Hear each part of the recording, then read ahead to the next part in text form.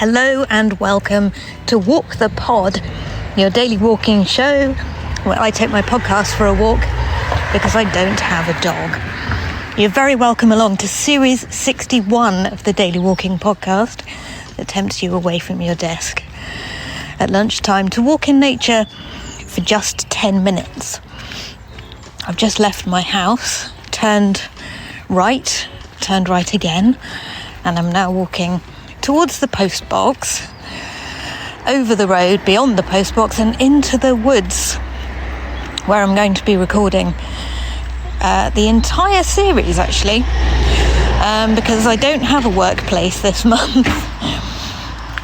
I am, for 1 month only, without a regular place of work from which to record the pod. So I will be doing so from the woods behind my house, which is my favourite place to walk in the world. Not a disastrous situation by any stretch. Welcome to Walk the Pod.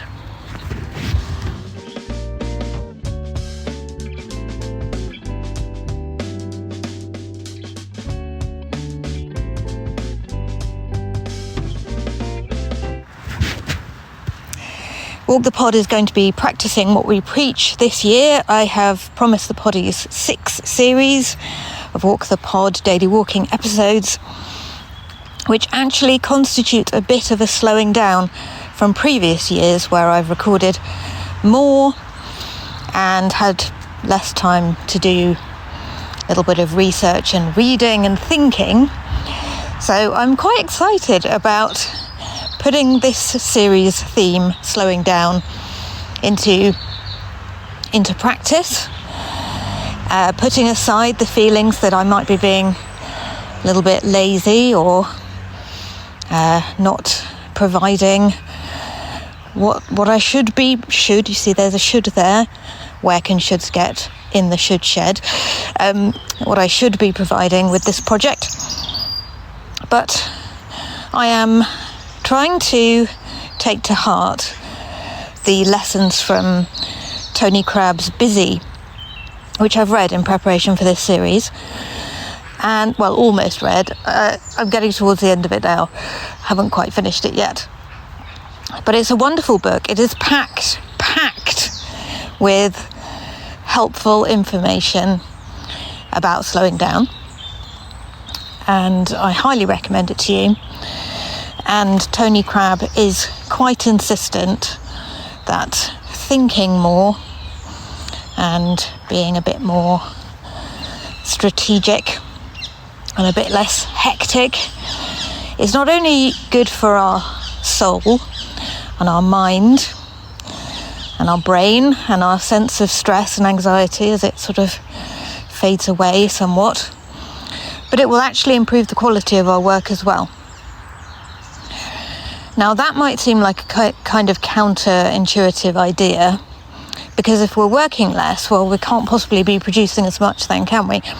But Tony Crabbe's contention is that if we do the sort of work which involves putting a drop in a bucket, a drop of water in a bucket every day, then what we have at the end of a year of doing that is better than the frantic creation of loads and loads of stuff which has no real bearing on anything.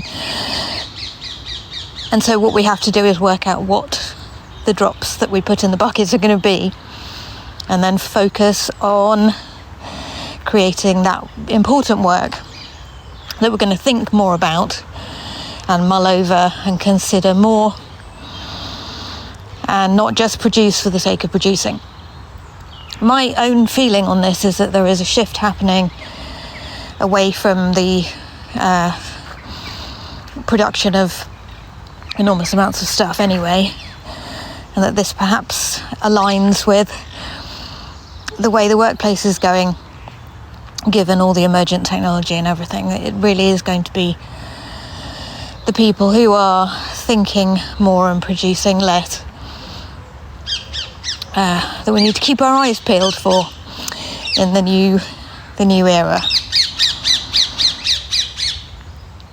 As always, I would very much like to hear your thoughts on what slowing down means to you. I immediately think of the workplace, but you may not have a workplace, or you may want to focus on something different. So please let me know. You can go to walkthepod.com, press the button marked leave a voice note for Walk the Pod, and you'll have 90 seconds to record your beautiful voice on anything that slowing down makes you think of. A few prompts for you. What would you like to slow down to focus more on this year? Or can you tell me about a time when you have slowed down and how that helped? Walkthepod.com and press the button marked leave a voice note for Walk the Pod.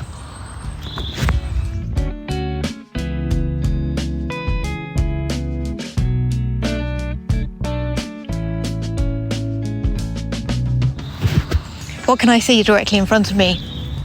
I think you'll notice that I'm quite cold today, just shivering slightly. It is not freezing today, but I feel a little bit cold walking through the woods, and seems to be somewhat affecting my breathing and my speaking. So apologies. It's mid-January 2026 right now, and the wood is full of woodpeckers making holes in trees.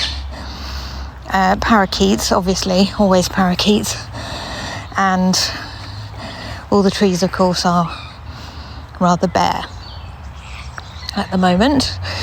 And despite that, there is a little bit of fresh new green growth popping up in all kinds of places. I can see what will be clumps of crocuses and clumps of bluebells and daffodils. Some of the trees are putting forth brand new growth, and generally the woods look ready to spring into life. So it's quite exciting. It's an exciting time of year to get towards the end of winter. Are we nearly at the end of winter yet? Not sure we are, but when we do get near to the end of winter, it's always very exciting to see the new shoots popping through. Walking past a rather rotten old tree trunk that has collapsed onto the forest floor. And if Sam were here, she would be pointing out that it's very important not to move that or destroy it or chop it up into small pieces or use it for firewood, because there will be multiple species using it as their habitat. So that's very important. The importance of rotting wood in a forest is one that I was not really previously aware of, so thank you, Sam, for that. And quite a lot of moss on the twigs and branches lying down. I don't know whether you can hear, there's a woodpecker, at least I think it's Now, is it a woodpecker or is it a bird making a noise that sounds like a woodpecker? That's confusing. Answers on a postcard, please. I'd very much like to invite you to join the Walk the Pod Lunchtime Walk Club if you'd like to. I have tried to create a sort of virtual walking club of walkers all around the world with this project, and we do have a wonderful community of walkers all around the world now who chat to each other on Discord all year, who bring photos from their part of the world and what they can see around them as they go for their daily walks. And if you would like to walk more in 2026, a great way to embed a new habit is to surround yourself with a community of people who all do that thing as part of their daily life. So I highly recommend joining Walk the Pod Lunchtime Walk Club. You can do that via walkthepod.com too.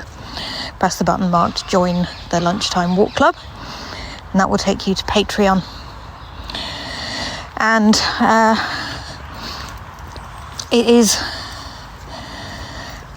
one of those Patreon things where basically you pay me the price of a posh coffee a month, and I am sort of building this community of walkers, creating more resources, doing little bits of filming, sending postcards to you all over the world. And I put out a weekly sort of collection of photos from behind the scenes of Walk the Pod, which you'll be able to access through that membership too. So it is perhaps a way to get the new year off to a good start by joining. And I would be very excited to see you in the Discord server. I don't know whether you use Discord, but if you don't, it's like a little digital message board just for Walk the Pod, so you can talk to people about walking should you want to.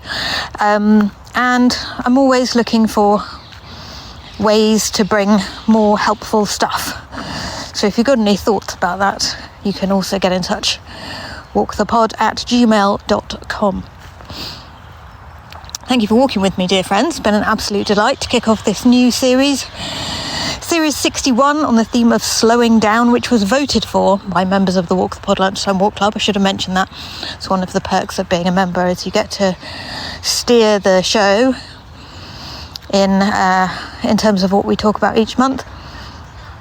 And it's exciting to find out what you're going to bring me in terms of what slowing down means to you. So I will be back tomorrow with another daily walking episode, just 10 minutes away from your desk to stretch the legs. And you might find that you solve a problem while you're stretching your legs. Walk away from your desk, have a bit of a walk, and by the time you get back, you've worked out what to do about a particular thing.